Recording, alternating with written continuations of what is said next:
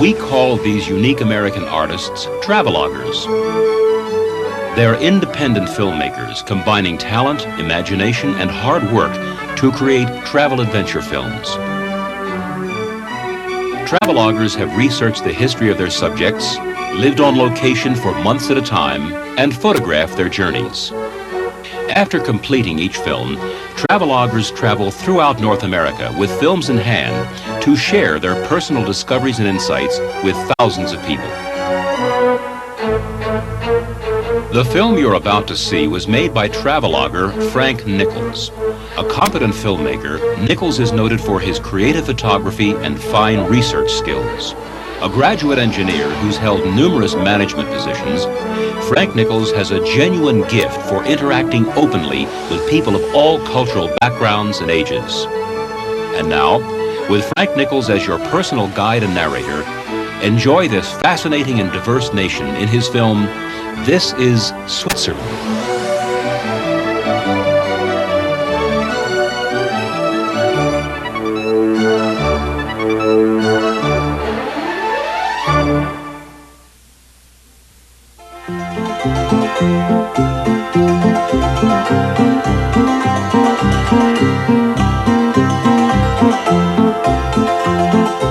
This is Switzerland, a country of overwhelming beauty, from its high alpine villages to its green rolling countryside. It's a country of infinite variety and contrast, both in the landscape and character of its people. It's a country rich in history, where over a period of centuries a nation developed, a nation that has maintained its democracy almost 700 years. It's a country highly industrialized, which evolved from a watchmaking background into a wide variety of technologies. It's a country that maintains the highest standards of education.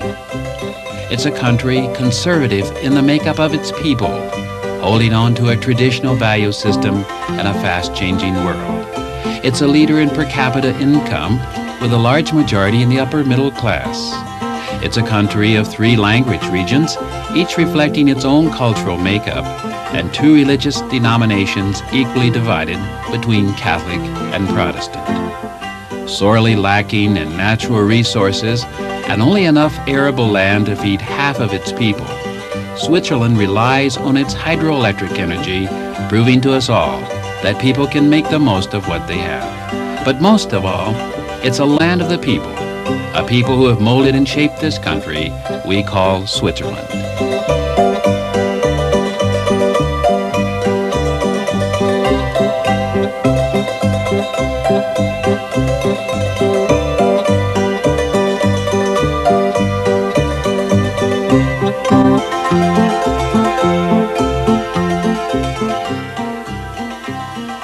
Switzerland has no national language, but has adopted those of its bordering countries, with French to the west, German to the northeast, and Italian to the south. A small percent in the German region speak a derivative of the Old Latin called Romansh. Between the Jura Mountains in the northwest and the Alps lie the main industrial and agricultural regions. Well, let's begin our travels here in Geneva and then move across the lake to Montreux. Geneva, an international city, a city that in a way reflects the tolerant and humanistic spirit of the Swiss people.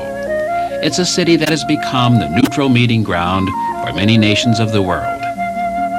This old section was occupied by Romans for 500 years. A plaque on this tower tells of Caesar's passing through on his conquest. But today, the streets are lined with antique shops and art galleries. Geneva is a city easy to explore on foot. The Reformation Monument tells of the spread of Protestantism. Through the influence of John Calvin, the doctrine even traveled to the New World. With all leisure pleasures forbidden, Geneva became a city of hard-working people. This is Calvin's church, where he put his doctrines into practice. The University of Geneva is a continuation of the academy Calvin founded. Because of Calvin's influence, Geneva became one of the intellectual centers of Europe. Today, students from all over the world study here. The International Red Cross was founded by a Geneva citizen who was concerned over wounded soldiers left to die on the battlefield. The Palace of Nations was built as the League of Nations. In 1946, the buildings became the European headquarters of the UN. In spite of the fact that the Swiss support the UN, they're not members, preferring to maintain their neutrality. The globe was donated by the United States in honor of President Wilson, and the Russian monument commemorates man's success in the conquest of space. The quays, as these bridges are called, are usually crowded with fishermen. You know, it's amazing what can be caught with a simple little bobbin and string. Geneva is a well-laid-out city with many beautiful parks. This lakeside park, where boats depart for other points across the lake, is especially nice. The Chateau is Geneva's trademark. Engineers from other countries have tried to copy the secret of the mechanism, but it's sealed away in the state archives. The water at the base is expelled at the rate of 125 miles per hour. From this point, lake steamers travel across the lake to Montreux. Although Montreux lies on the northern side of the Alps, where it should be colder, its climate is mild year-round with tropical vegetation. This French-style city is protected from the cold north winds by mountains which rise abruptly from the lake. The climate has made Montreux a popular vacation spot, especially for foreign visitors. The lakeshore is lined with luxurious hotels. Lord Byron, who wrote The Prisoner of Sion, immortalized this fortress. Sion was built as a defensive fortification in the 13th century. Byron's poem told of Francois Bonaparte's imprisonment here. Bonaparte was a prior of a Geneva church who supported the Reformation. As punishment, he was chained in this dungeon. Byron was inspired to write the poem after his visit here. From tropical Montreux, we're going to head south to a distant mountain range and a landscape vastly different. On the St. Bernard Pass, we're going to visit the hospice and then travel on to Sion. The hospice was founded here almost 1,000 years ago, and since that time, the monks and dogs have been giving aid to stranded travelers. Even today, the hospice offers hospitality to students and the poor free of charge. The hotel you see there on the left serves other travelers. Although Italy is just across the lake, the monks, as well as the people of the Swiss side, speak French. This famous breed is named after St. Bernard, who founded the hospice.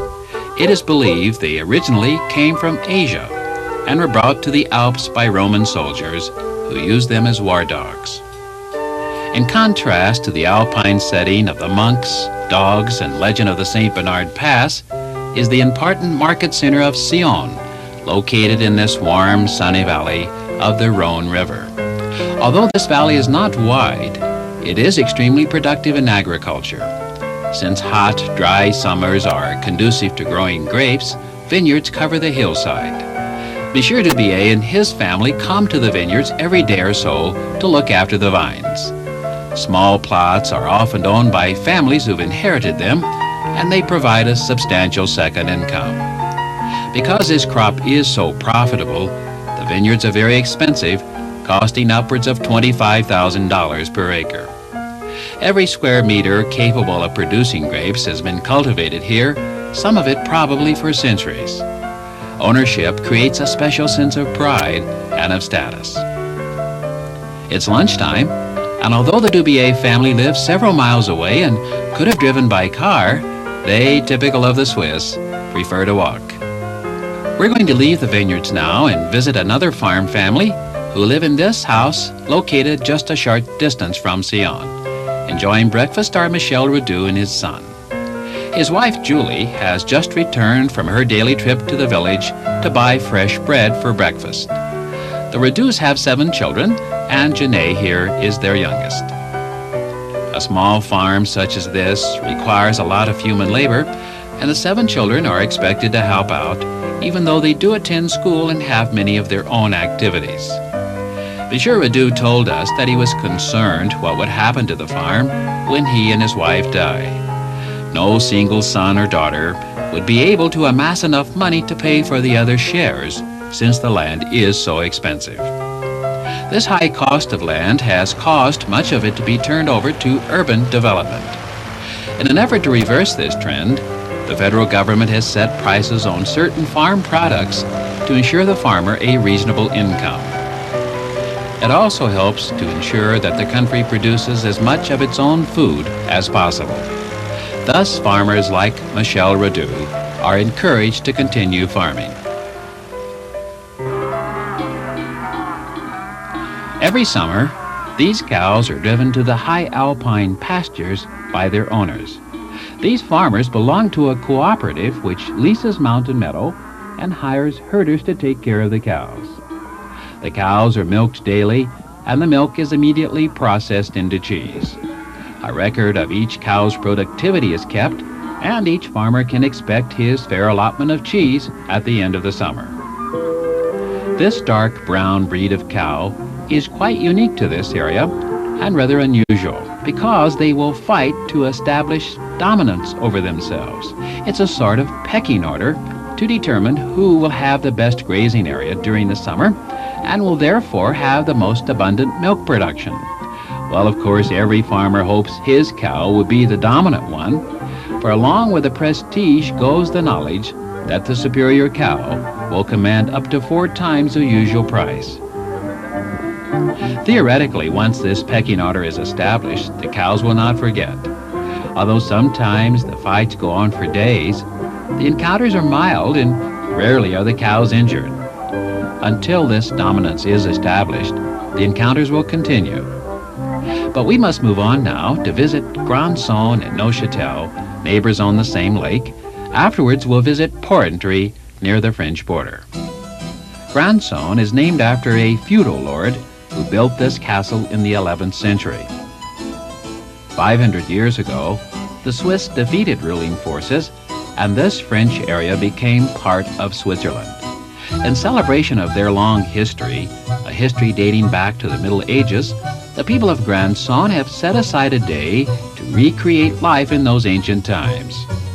This is a medieval market, showing the very basic everyday facets of life as experienced hundreds of years ago, even down to the baking of bread.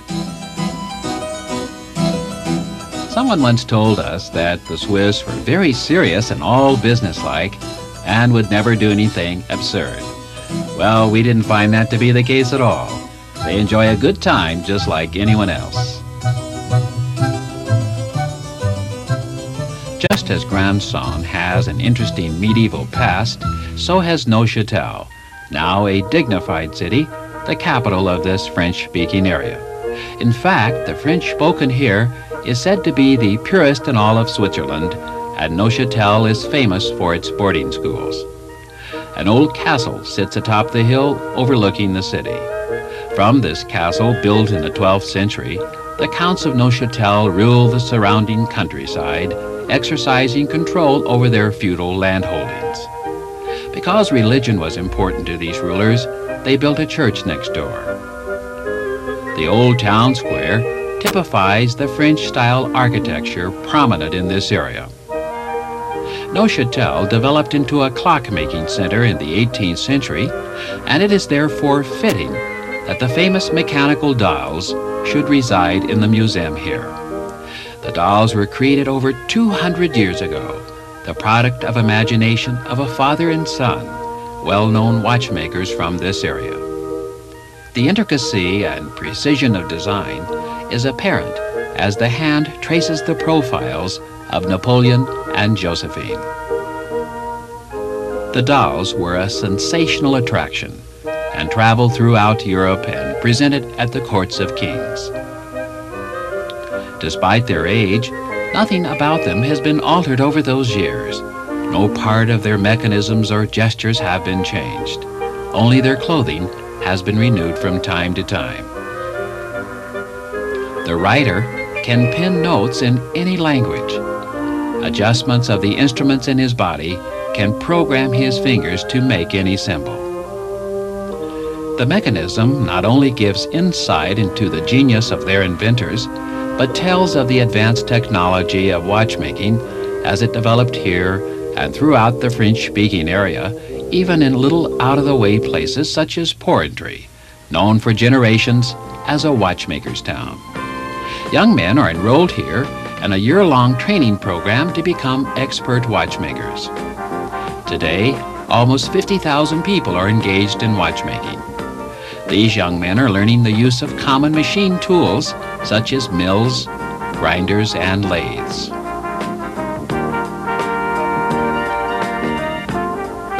With the advent of the electronic watch developed here in America, the Swiss no longer have the dominant position in the world watch market.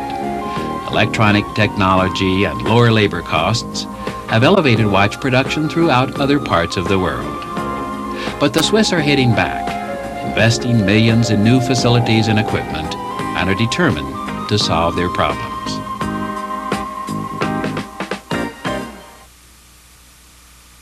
Both towns, Merton and Fribourg, straddled the French-German language border. Of all the medieval towns, Merton presents the best example of a walled village still intact. The highway enters and leaves the old city through this 13th century gate. Interesting views of the town can be seen while walking on the ramparts that surround the old section. This town and surrounding area became part of Switzerland 500 years ago when the French leader Charles the Bold was defeated in a fierce battle here. In celebration of that victory, some of the paraders have dressed in the clothes of their ancestors to relive for a brief moment that prize victory which set their destiny with Switzerland.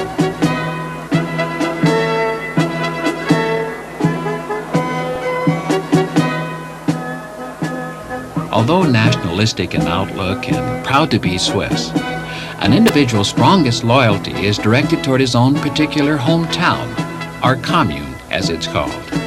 His next allegiance goes to his canton, the country being divided into 25, each reflecting individual characteristics and to a large degree independently governed by its own set of laws. The marchers parade through the medieval streets, passing the castle built in the 13th century as an integral part of the town's fortifications. The people continue to the outskirts of town, where the festivities will culminate in a more serious endeavor, a shooting match. Shooting societies are an important part of Swiss culture, each town and city boasting many different clubs which regularly meet to practice and hold competitions. Soldiers are encouraged to participate in the competitions and are required to take part in at least one shooting activity each year. Their interest in rifles and shooting is closely tied to the Swiss philosophy of protecting their freedom by maintaining a strong defense. Situated in the heart of Europe, they have been throughout history subjected to battles fought all around them. During World War II, Hitler had considered invading Switzerland, but he changed his mind when he heard the Swiss were mobilizing to fight. Today, the country relies on the collective strength of its citizen soldiers to maintain a position of neutrality. We know we're at the French-German language border as we enter the bilingual town of Fribourg. Hundreds of years ago, two great cultures came together here. The Germans settled on one side of the river and the French on the other. The Cathedral St. Nicholas is a reminder that while divided by language, the city was unified in its Catholic beliefs. Today, Fribourg is a busy city of about 40,000 people. Fribourg is the market center for the agricultural products grown in this rich, productive region. And typical of so many towns, it too has a local market where farmers can sell their own produce and, with the preciseness so characteristic of the Swiss, look after their own financial affairs. Yes, it's all there.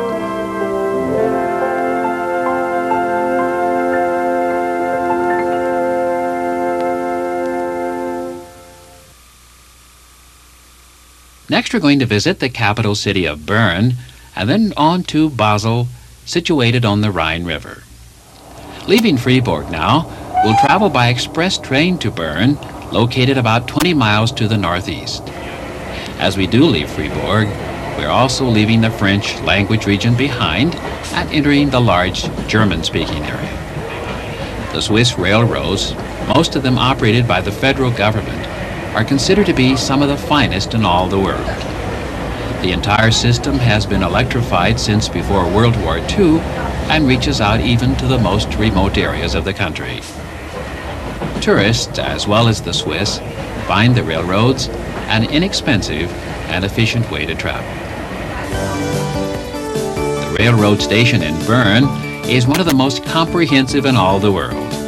This multi-level station contains restaurants, banks, department stores, a post office, a variety of shops, and even a tourist information office.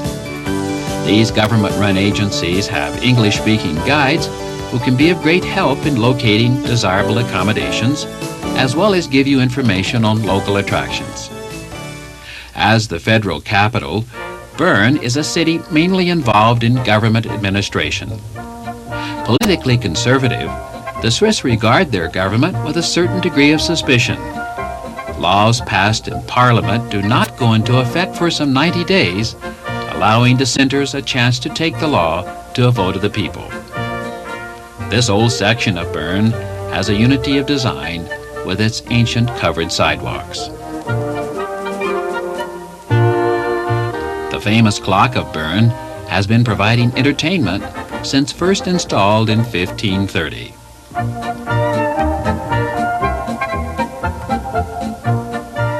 Statues line the main thoroughfare, each one more imaginative than the next. They too date back hundreds of years. In part, the pleasant atmosphere of Switzerland is derived from an effort to maintain its cities in a state of spotless order and cleanliness. Even an old broom, hand-fashioned from branches, serves well enough to sweep the streets of this busy city, and everywhere people are at work, keeping up its immaculate appearance. Legend tells us that the city of Bern was named after the German word for bear. According to the story, its founder took the name of the first animal he encountered as he explored this new area. In addition to being a government town, Bern has many modern factories, especially on the outskirts of the city. Bern has had tremendous growth because of the increase in the federal government, resulting in the construction of many new modern apartment buildings. The apartments have the usual amenities, like a place where the fellas can gather to relax and discuss the important events of the day.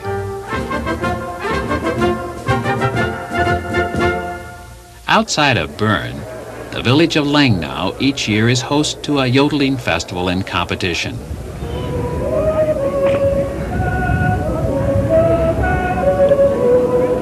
The tradition of alpine yodeling, as well as the rural ways of the people, are preserved in this unusual parade. Even the style of floats, decorated with mountain greenery, depict a simplicity of life, a life tied to the land, a life representing the deep roots of the people. It's a life where the spirit of independence and love of democracy is deeply ingrained. Also ingrained is an appreciation for the long struggles through history that developed and maintained that democracy. The enduring rural folk are to be greatly admired for their independence and self-reliance.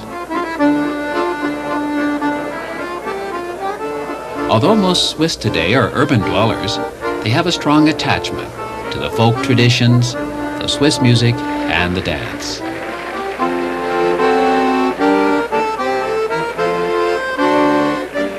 immaculate houses, good food, strong family ties are so characteristic of the Swiss family, it is unlikely that it will ever change.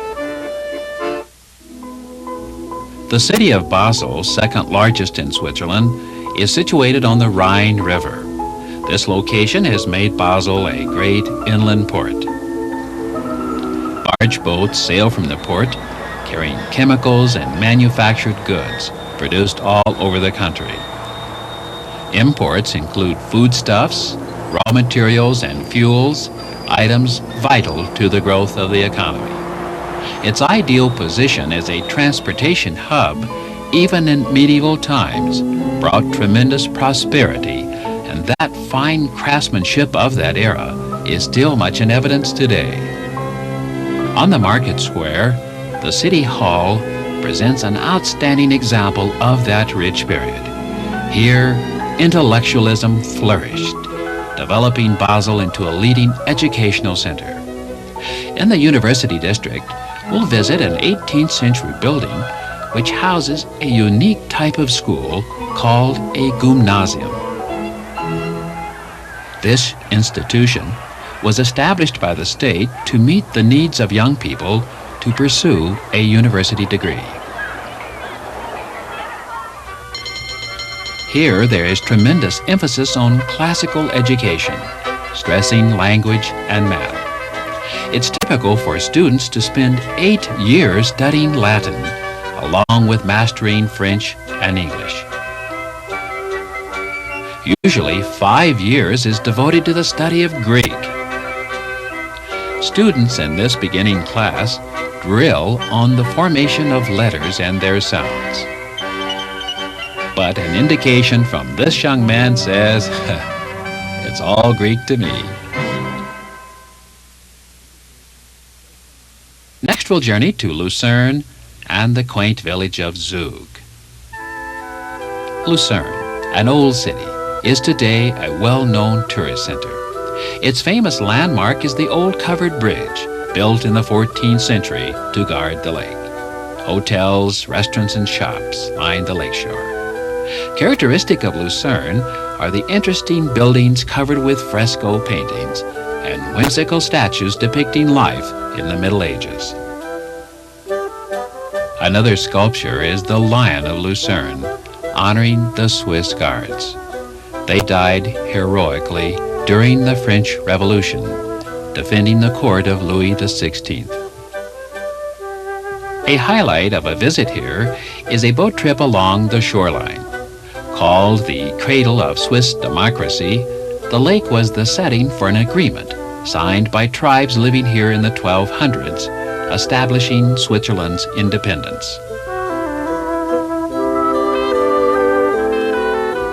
We arrive at the railroad station for an unforgettable journey.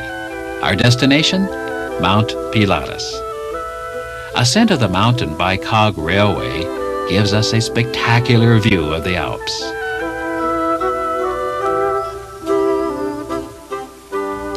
Claimed to be the steepest railway of its type in the world, the gradient reaches 48%. From the 7,000-foot summit, an alpine horn pierces the air.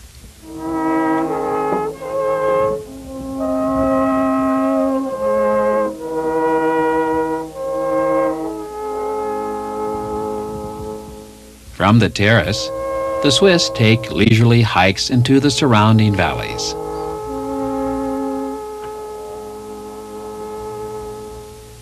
A fast and breathtaking descent can be made by cable car. The tram returns to the Lucerne area, completing our round trip.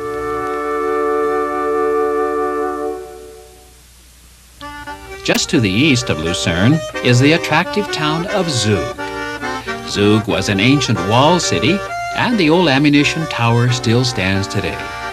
The old downtown section today is quite attractive with restaurants and shops. The town is situated on the lake, and on this particular day, a boat moves toward the shore as a special event is about to occur. As the boat approaches, we can see a flag. It's a special flag representing the accordion, in Switzerland a very popular instrument.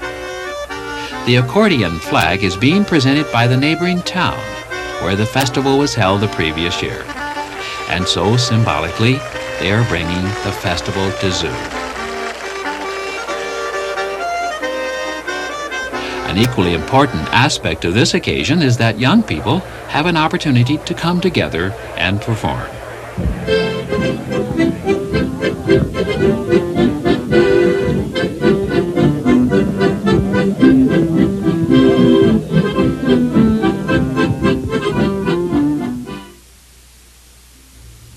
Our journey continues in Zurich and then on to Schaffhausen. The Zurich airport is a transportation hub with flights arriving daily from all parts of the world. Zurich, Switzerland's largest city, is situated on a beautiful lake. It is widely known as a center for learning and culture. It is also a highly industrialized city, perhaps most famous for its banking and finance.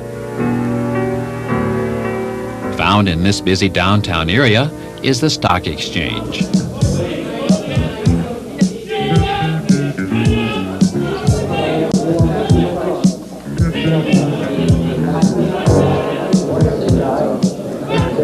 About 11% of the Swiss own stocks, and for those interested in following the market more closely, the Investors Club in downtown Zurich provides up-to-the-minute stock quotations. Operated by the Union Bank of Switzerland, it's really a coffee shop open to anyone. In the most sedative surroundings, reminiscent of an exclusive club, coffee is served along with financial news from all over the world. Another unusual restaurant in Zurich is Belver Park. Located in an 18th century mansion and surrounded by beautifully landscaped grounds, the restaurant is also a cooking school where young people study restaurant management and learn the French style of cooking. Belver Park is a professional trade school open to students who have completed 3 years of restaurant service at a technical high school. The school is internationally recognized, and many students attending are from other countries. To put theory into practice, students serve guests either in the formal dining room inside the mansion or in summer months on the outdoor patio. The objective of students participating in every facet of restaurant work is not only to learn the processes of food preparation and serving, but to gain confidence in dealing with the public and an understanding of the psychology of working with people. Upon graduation, students are awarded a federal diploma and license required to open a restaurant. The food served here is outstanding, and Belver Park has an excellent reputation. On the outskirts of Zurich, we visit an office of a manufacturer of electrical switchgear. Employed here is Peter Lurenberger. Peter has worked here for 3 years as an accountant. After work, he enjoys the evening with his wife, Marguerite. Marguerite is preparing a typical Swiss meal, fondue. It is the favorite of their children, Susie, Stefan, and Matthew. We got to know the Lurenbergers through a program called Meet the Swiss. Sponsored by the Zurich Tourist Office, it provides an opportunity for visitors and the Swiss to get together. Over the past 2 years, the Lurenbergers have hosted over 50 foreign visitors. Unlike most Swiss who are apartment dwellers, the Lurenbergers own a beautiful home. Constructed at a cost of $200,000, the house was built on land once farmed by his father. His parents' gift allowed the Lurenbergers to purchase a home that would be way beyond the means of most Swiss. Schaffhausen is a starting point for a trip up the Rhine River to Stein am Rhein. A visit to Schaffhausen must include the Rhine Falls, probably the most impressive waterfall in all of Central Europe. The river plunges suddenly 80 feet in giant leaps, the flow of water reaching over 1,000 tons per second. Even in the Middle Ages, the falls were impassable by boat. Cargo had to be loaded and unloaded at Schaffhausen, an important river terminal.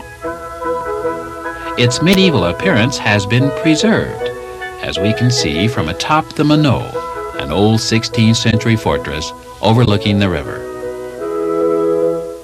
The old blends with the more modern aspects of life, such as this public swimming pool, built right alongside the Rhine and utilizing its waters. What better way to cool or train for the Web-Foot Olympics? The easiest and most pleasant way to see this part of the country is to travel by river steamer up the Rhine. The boats are well equipped and comfortable and leave 2 or 3 times a day in the summer. Schaffhausen is close to Germany and was accidentally bombed during World War II by the Allies. Reparations were made, and today Schaffhausen is an important industrial center utilizing electric power from the river. Many choice areas of the country have been set aside for campgrounds and include up-to-date facilities at a nominal charge. During part of the trip, the Rhine forms the border between Switzerland and Germany. Typical views are of vineyards, an occasional castle in the distance, and of course, picturesque little villages such as Steinam-Rhein, our destination. These steamers are a popular form of transportation for people who live along the river and want to commute between towns. Steinam-Rhein is one of the most colorful of these towns, especially with its old timbered houses painted with elaborate and beautiful frescoes. And typical of so many towns, this one too has a castle built on the hill centuries ago to guard the river, its traffic, and the town below.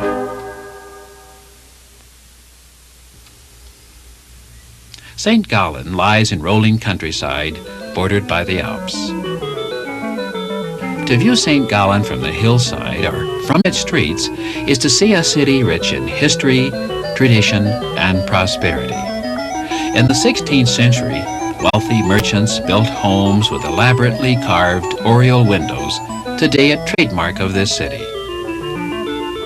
Long known as a center for learning and culture, St. Gallen has many schools of excellent reputation, including some specializing in the field of art.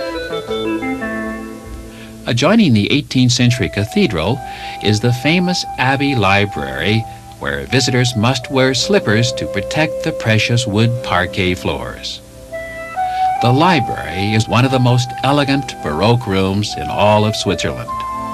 More than a museum, the library is open to scholars of many disciplines who can study over 100,000 manuscripts and books, some dating back to the 9th century, to a time when the Abbey was recognized as a center of religious thought. The prosperity of St. Gallen can be directly attributed to its outstanding textile industry. For centuries, recognized as a center for embroidery, today the industry has diversified to the manufacture of all kinds of clothing. Advanced machine technology allows delicate hand embroidery to be produced at a reasonable price. Complicated card setups program the lacy pattern into the machine, producing beautiful and very expensive tablecloths, which are sold in the local shops. Near St. Gallen is the International Children's Village of Trogen. Formerly established for the orphans of World War II, today children who would otherwise be homeless live in cottages with others from their own country. Every effort is made to see that these youngsters maintain their own national identity with the idea that someday they can return to their homeland. House parents from the same country raise the children as their own. The father's main duty is to educate them using their native language. At the same time, an outstanding opportunity exists here for the development of understanding and friendship between cultures. Cultural traditions such as music and the dance are part of the children's regular activities.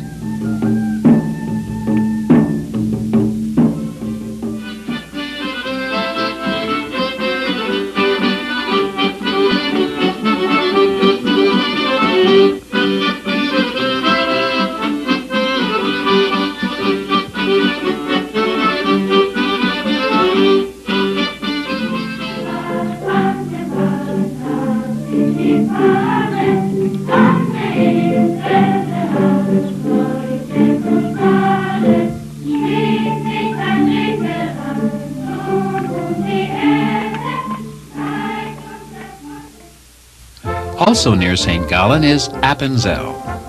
Characteristic of the town are colorfully painted buildings and quaint streets.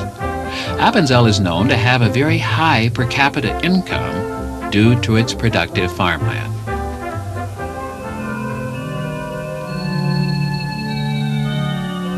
Although the Protestant Reformation swept throughout Switzerland, Appenzell reacted by strengthening its Catholic ties and held strong to its traditions, apparent even today in the dresses worn by the women.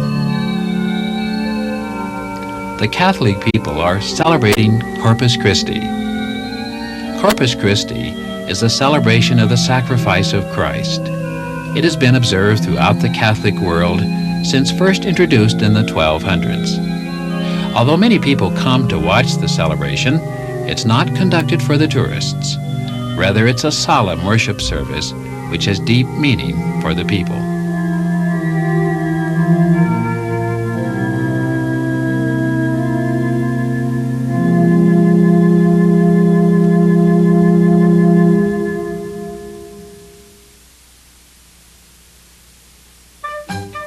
A spectacular setting of mountains and lakes has made St. Moritz a resort of distinction. Although widely recognized for its winter sports, in summer it's popular for a variety of activities. For example, a horse show is just one of the many events going on here on any summer day.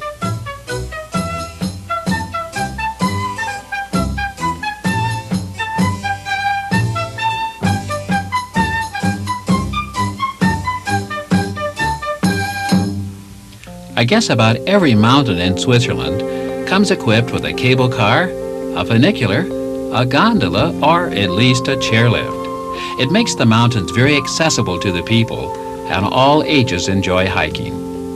This particular ride takes us through woodlands where wildlife is still somewhat undisturbed. It also takes us where we can catch a glimpse of the lake that lies at the foot of St. Moritz. The funicular carries us along, and we climb above timberline.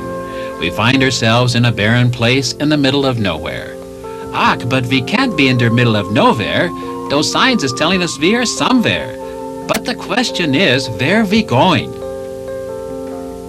Well, as you can see, even life on the mountaintops is complicated in this modern world.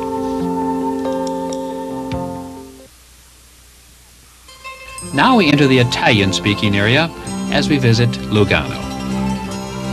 Approaching Lugano, we sense a distinct Italian flavor. It is not surprising because this area was once part of Italy, their neighbor just across the lake.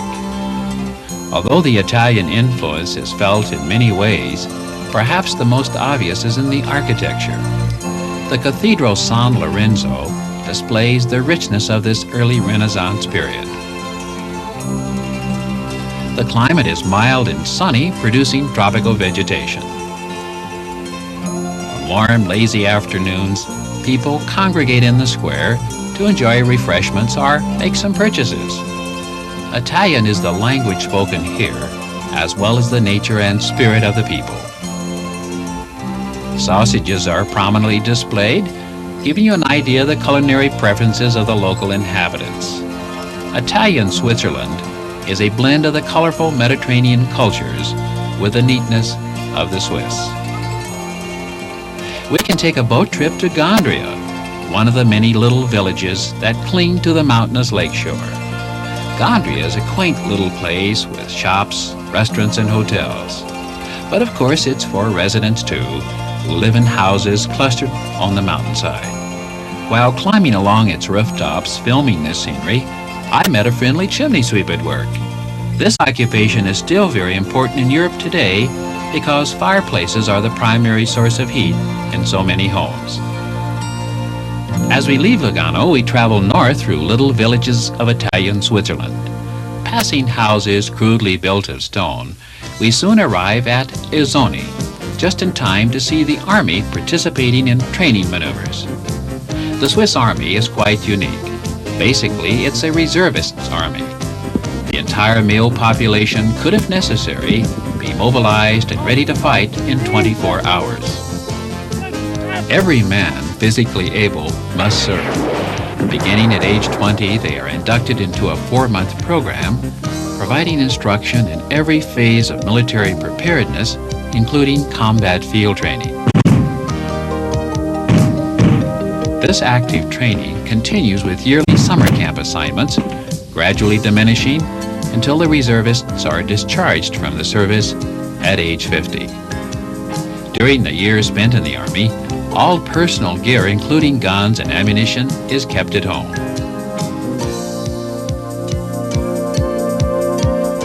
These young men are part of a special branch of service called the Grenadiers. They would be similar to our Green Berets. Probably the most amazing aspect of the Swiss military preparedness is their unwavering philosophy toward maintaining a strong defensive position. History has taught them that a battle-ready force can be a deterrent to an enemy, just as it proved to be in World War II. Closely aligned with defense is the concept of neutrality and how they can maintain it in a troubled world. If they were ever drawn into conflict, their position of neutrality would no longer be in effect, and they would fight against the aggressor.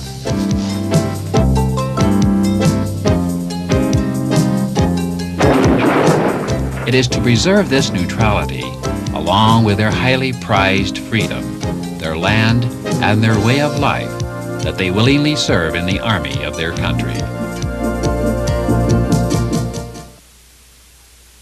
We're going to leave the Italian area now and journey back into German-speaking Switzerland as we visit Zermatt. There are no roads into Zermatt, and so we must travel the last 3 miles by train.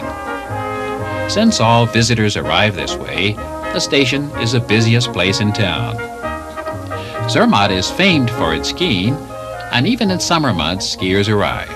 And hikers anxious to get up into those mountains and get lost.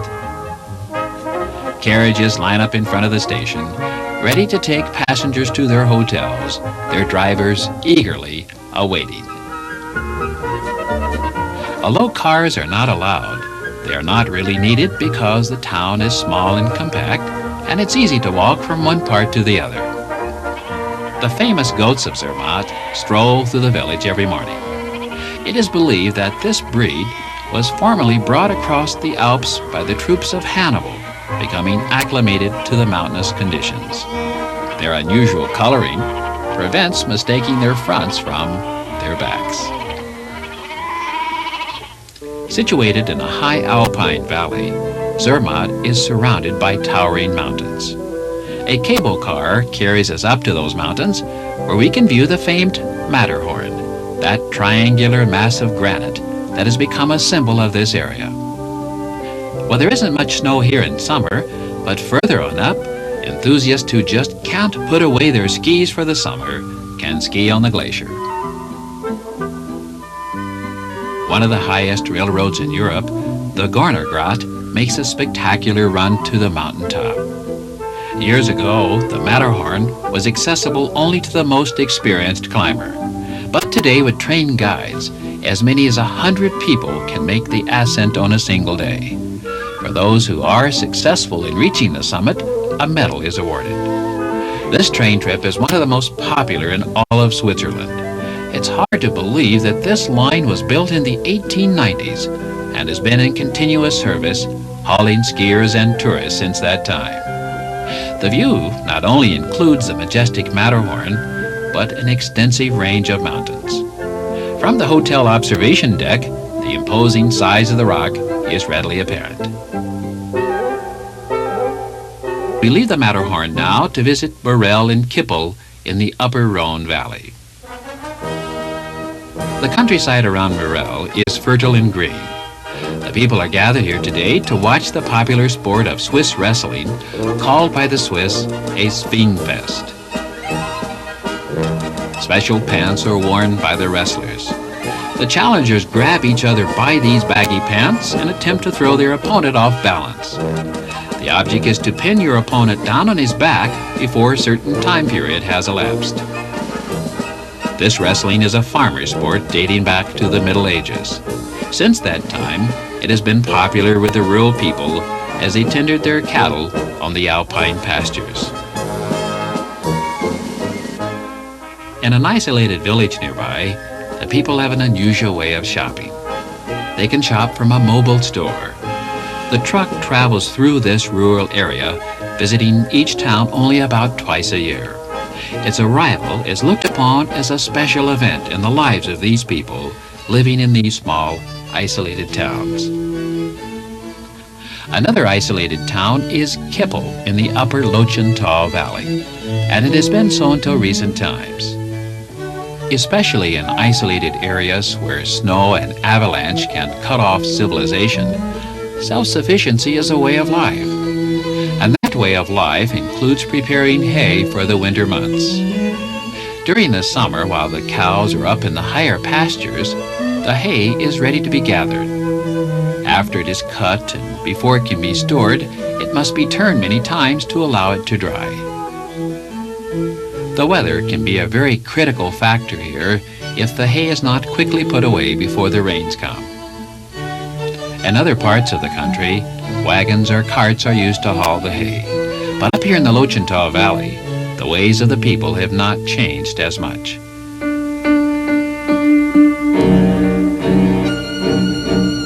Strange and ugly masks are part of this valley too, and to preserve their significance and place in history, learner Stefan reproduces these ancient carvings. The masks date back to a pagan culture, to a time when people clung to their ancient superstitions. Some believe the hideous carvings were worn to scare off evil spirits. It is almost incredible that this area could have been so isolated from the changing world to preserve these ancient ways, but it is so. Eventually, Catholicism replaced the primitive religion, and today the masks are symbolically worn in festivals preceding the observance of Lent.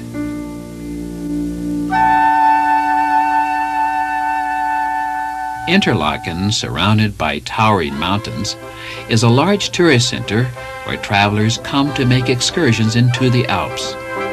And so it has been since the 1800s, as carriages at past luxurious hotels remind us. Interlaken is famous for the William Tell drama performed in an open-air theater. The legend symbolically deals with the struggles of the Swiss people to throw off Austrian rule and initiate the formation of their own republic.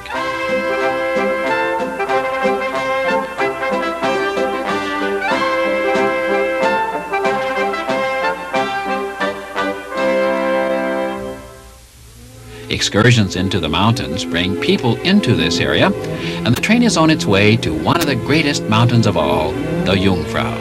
This trip is a never-to-be-forgotten experience. Where the track runs along the side of the mountain on the upper elevations, the roadbed is covered to protect it from avalanche. The track tunnels through the mountain, and after a considerable length of time arrives at the top, where the very peak of the Jungfrau is within close range. The entire mountain top, as far as the eye can see, is covered with snow. This is the Alach Glacier, the largest river of ice in Europe. The glacier, with a snow cover hundreds of feet thick, gives a perfect base for dog sled excursions, even in summer months.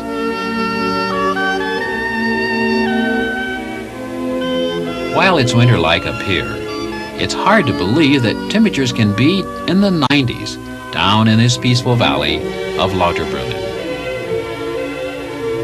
Now, what do you suppose these men could be sewing so industriously? It's all part of the preparation for the International High Alpine Balloon Week held every year in June. After the repairs are made, the balloons are carried by gondola some 2,600 feet further up the mountain to the little town of Mürren, which sits on a ledge overlooking the Alps. With the earliest light of dawn, the balloons are inflated and ready for flight. Supplies for the journey, as well as a variety of instruments, are taken on board, for the winning balloon of this competition will be the one that brings back the most complete and accurate navigational data. Many different countries are represented, with 2 balloons taking off each day. They never know just exactly what their destination will be or how far they will travel. It's all subject to the winds, air currents, and weather. Some may cover 150 miles before the day is over, and in all probability, they will land in another country. Meanwhile, the balloons are in constant radio communication with the ground, giving information as to their position and receiving up-to-the-minute weather reports. Just as our balloonist friends are saying goodbye, we too must say Auf Wiedersehen to Switzerland.